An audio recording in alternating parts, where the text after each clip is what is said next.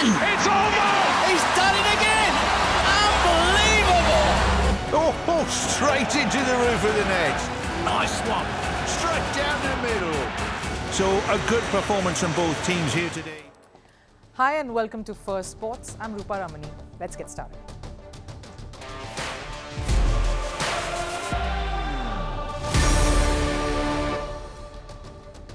On the show today, controversy rears its ugly head in football. India misses out on a chance to qualify for the Football World Cup after Qatar's controversial goal in the game last night. Fans are outraged and India has lodged an official complaint. Was it a goal at all and who was at fault? We have you covered with the visuals of what exactly went down last night. Over in cricket, murmurs of another disappointment in the Indian camp after being upset about the substandard pitches for practice. Sources in the camp say that India has more reasons to be upset. What are they? And who are the familiar faces they will be facing today in the opposite camp as they gear up to take on USA at the T20 World Cup? And what is so special about Luka Doncic? The basketball player is already a sensation and he is just 25. More on this in the show, but first a look at the headlines in Sports 360. Starting with cricket, Pakistan registered their first win in the T20 World Cup, beating Canada by 7 wickets. Mohammad Amir took 2 for 13. Despite this win, their chances to qualify for the Super 8s are slim. In another match, Australia beat Namibia by 9 wickets. Australia chased Namibia's target down in just 6 overs. Adam Zampa took 4 for 12. Australia, with 3 wins in 3 matches, sit at the top of the Group B now. Over in football, reports suggest Erik ten Hag will continue as Manchester United manager. Ten Hag is in negotiations to extend his contract. This comes after months of uncertainty over his future. In a disappointing season, United finished 8th in the Premier League and only won the FA Cup. Earlier this month, Thomas Tuchel rejected United's offer to become the head coach. Cristiano Ronaldo scored twice in Portugal's victory over Ireland in a warm-up game. Ronaldo took his international goals tally to 130 in 207 appearances as Portugal beat Ireland 3-0. Portugal will face Czech Republic in their opening game at the Euros on the 19th of this month. In golf, former world number 1 Jon Rahm has withdrawn from the US Open due to a foot infection. Rahm was scheduled to play his 9th US Open. Last week, Rahm also withdrew from a LIV golf match due to pain in his left foot. And human rights organizations are urging the International Olympic Committee or the IOC to help overturn a hijab ban on French athletes. France has barred its athletes from wearing the hijab at the 2024 Paris Games. France wants athletes to respect the country's neutrality over all religion. Human rights say the hijab ban is discrimination against Muslim athletes.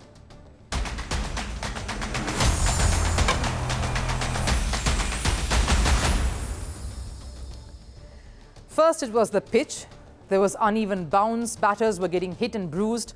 Sources close to the team had informed our Network 18 and Cricket Next that they weren't happy with the pitches on offer. The drop in pitches in practice and in the match venues at Nassau in New York. And now, of course, ahead of their match against USA, the hosts, there are murmurs again coming of another issue that the Indian camp is grappling with. Sources to Cricket Next and in Network 18 say that the Indian team is unhappy with the facilities provided at the hotel. Now, what do I mean by facilities? Key facilities the Indian team requires in order to stay fit and prepare for an intense tournament such as the World Cup. Facilities include proper rooms, common areas to relax in, a gym and training facilities. Sources say that the team is particularly displeased with the gym that has been provided for the players to train in at the hotel. Now, I've traveled with cricket teams in the past that have been involved in T20 tournaments. A gym is one of the most essential facilities that a squad requires. It helps in training and staying fit and recovery. It's an integral component to a team's routine, especially during a tournament such as the World Cup. The trainer makes a schedule where every player or sets of players get certain time slots that's suitable to their day and routine in which they can train in, get their workouts done. And it's different for every player, going by the profile, whether it's a batter, a bowler or a keeper. And of course, the injuries that they've had or niggles that they are recovering from. So a gym needs to be well equipped to handle all of this. The Indian team have discarded the hotel gym and taken a membership to a gym nearby so that the players can carry out their routines and schedule their workouts accordingly. This comes right after their disappointment over the pitches on offer in New York. Though the venue has been providing thrillers, just not the high-scoring kinds, the one that T20 cricket fans have been witnessing so far. There's more. There are close to zero facilities for the media and crew covering the teams and the net sessions. In fact, the Indian squad has been making sure that they provide food for the media that is out there covering their long net sessions and press conferences. But the Good Samaritan deeds will not extend to their opposition today, especially today, when it almost feels like two Indian teams going face-to-face, an India A versus India B. I mean, India taking on USA at Nassau. Pardon this, but I had to go for it. I'm sure fans who are coming to watch the game will be torn as to who to support. But social media never disappoints when it comes to the memes that this face-off obviously has already started generating.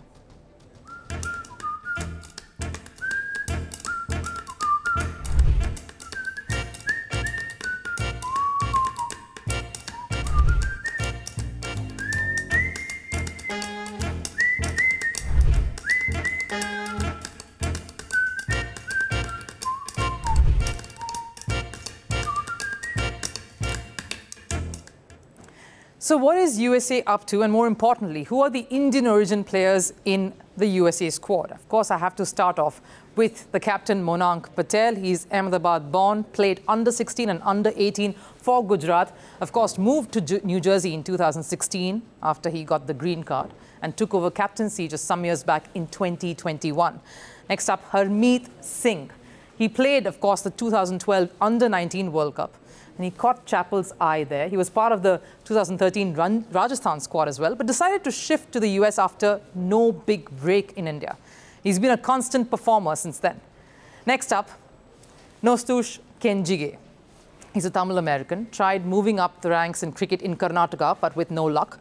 He felt defeated, left for the US in 2015, thinking his cricket chapter was over. In fact, didn't even carry his cricketing gear. His mother snuck in a cricket ball in his bag, got a job in Washington, of course, and when he came to know of club cricket in the US, he got drawn back to the sport, and of course, there was no looking back.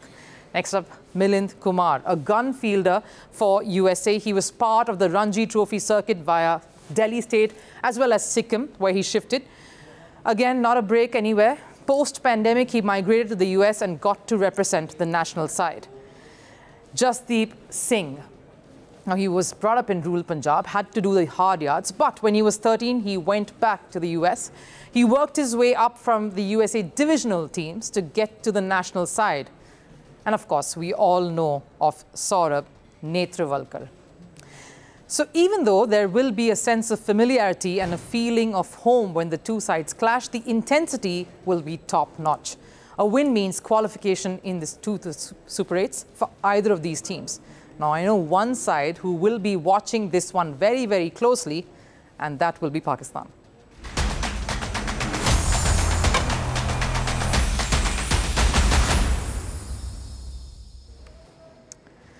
India's Football World Cup hopes were crushed after losing to Qatar 1-2, and with Kuwait winning against Afghanistan, India have been knocked out of the World Cup qualifiers. But was it Qatar's brilliance that knocked out India, or Kuwait's victory?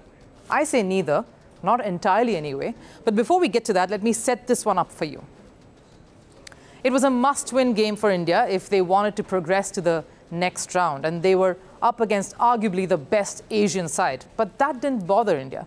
The team came out confident, dominating the field. Lallianzuala Changte opened the scoring for India in the 37th minute. At one stage, it looked like India were going to go home. But as the clock ticked on, an incident changed the course of the game. There was a scrum near the goal post. It felt like the Indian goalkeeper had done enough to stop the equalizer. The ball was out of play, but in a flash, the ball somehow found its way back into the net. A goal was announced and everyone was shocked. The Indian players were outraged. Now, let me show you exactly what happened in that minute. Wow. And surely,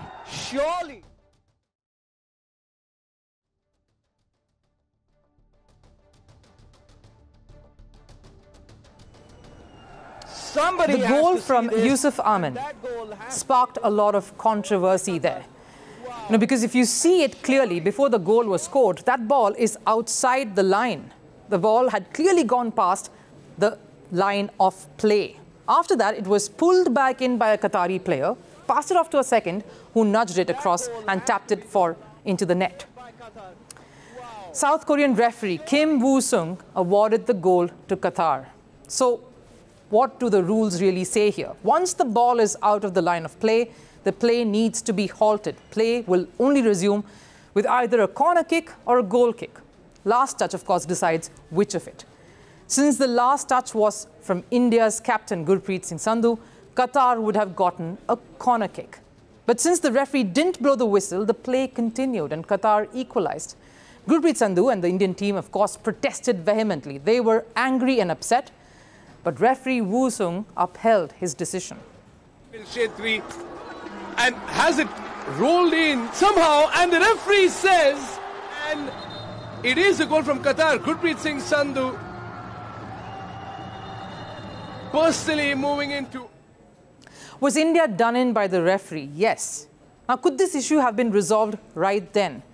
Yes, but only if there had been a video assistant referee or VAR. The second round of the World Cup qualifiers does not have VAR. So the decision taken by ground officials is what we had to live by. And that's where the Indian team lost the match. Had there been VAR, it would have clearly shown the ball was out of the line of play. But even without VAR, my question is, how could the referee miss that? How could that have been allowed? Even with the naked eye, it's clearly seen outside the line of play. I saw it, you can see it. Only one person did not, and that was the referee. Even if the referee missed it, what about the assistant referee? It was clearly in his line of sight. That was a shocking error in judgment that cost India a game, that cost India a chance to fight for a spot at the World Cup. Because any team would have been gutted at that moment. It would have been difficult to gather thoughts, get back into the zone, get back into match action. The second goal by Qatar was purely a result of momentum. Momentum going in favor of one team, Qatar, and against the other, India. India, of course, is angry and they're not taking this lying down. Reports suggest that the Indian Football Federation, AIFF, has demanded an investigation into the matter. They've lodged a complaint against the match commissioner, and it's not just the AIFF. India head coach Igor Stimac isn't holding back too. Qatar team was lucky tonight, especially because they came back from 1-0 with irregular goal.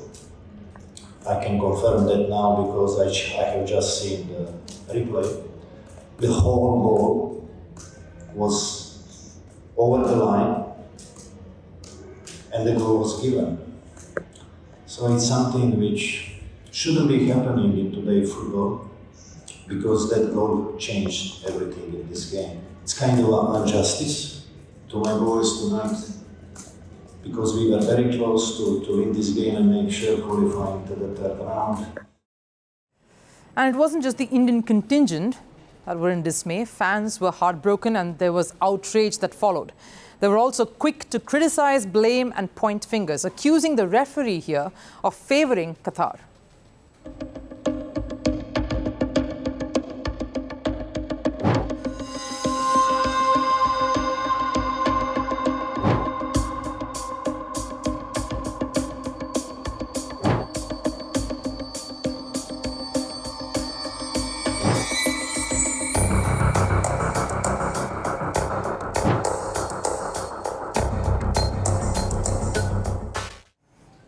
This isn't the first time refereeing decisions have come under scrutiny. In the recently concluded AFC Asian Cup, similar refereeing blunders were called out and no prizes for guessing which team won the tournament, hosts Qatar. Now, human error happens. That is why we always talk about technology always stepping in and getting beefed up, because just yesterday we spoke about another human error over in cricket and at a World Cup, possibly costing a team a game, 2 crucial points. This horrible oversight by the on-field referee last night in the India versus Qatar football game is absolutely inexcusable. The match, of course, is done. India has lost. There are no ifs and buts, yes, but this was a truly golden chance. India playing their first game without their talismanic captain, Sunil Chhetri, would have come out wearing their hearts on their sleeves and playing out of their skin. They owed it to the legend and to the Indian football legacy under him. To let that slip away because of a blatant error only reflects poorly on the integrity and the ethics of the authorities involved. It tarnishes the qualifiers and the game. Slovenia, Spain, and then America. It's not a traveler, but surely a journeyman. In fact, we're going to speak about a European who's out owning a sport that America has mastered. Our story today is centered around NBA, but one superstar. It's about the rise of Dallas Mavericks point guard, Luka Doncic, a Slovenian by birth, a Real Madrid product, and now the MVP of Dallas Mavericks. And all of that at just 25. Doncic is part of that Europe brigade that includes Nikola Jokic, Giannis Antetokounmpo, who are taking their American dream to the next level. But what makes Doncic different from the rest? What does he bring to the table? Here's a report.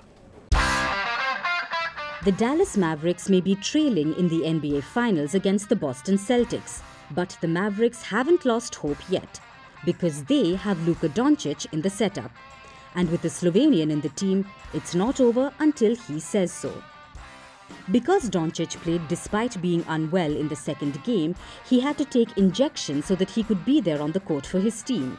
And that's how the character of Doncic has been. The 25-year-old just doesn't give up. Even during playoffs, the Mavericks faced similar situations, but it was Doncic's brilliance that brought them back in the series. The same Doncic will need to step up once again. But where does this attitude come from?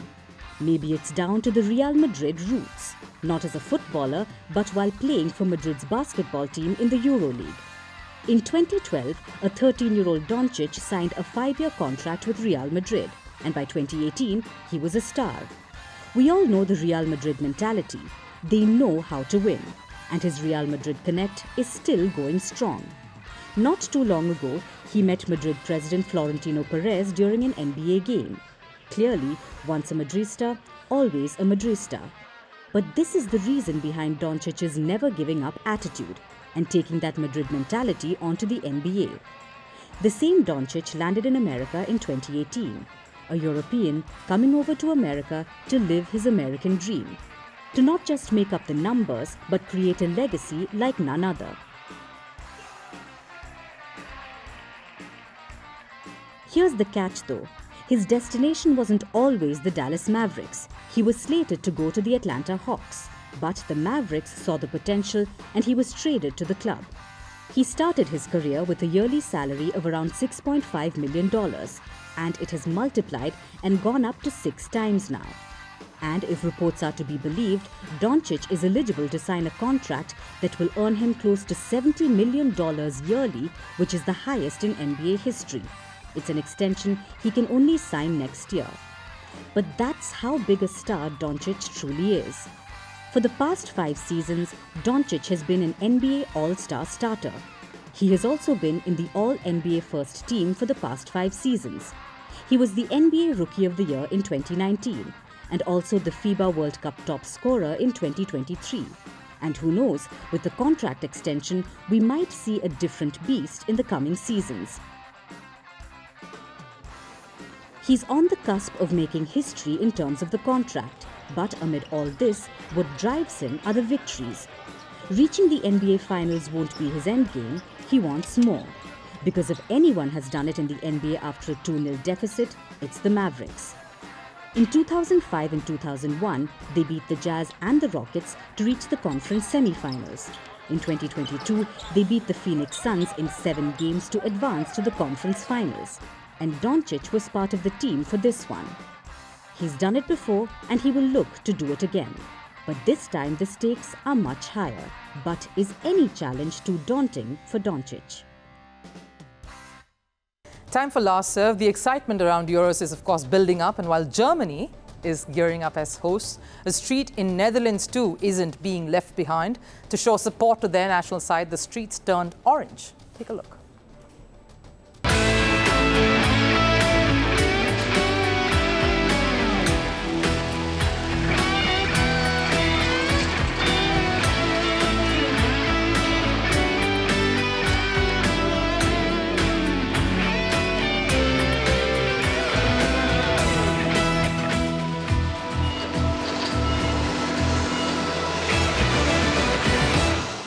We'll of course be reviewing and previewing, in fact, building up to the Euros right here on First Sports. Today, though, wraps up the show. Thanks for joining in. I'll see you again tomorrow.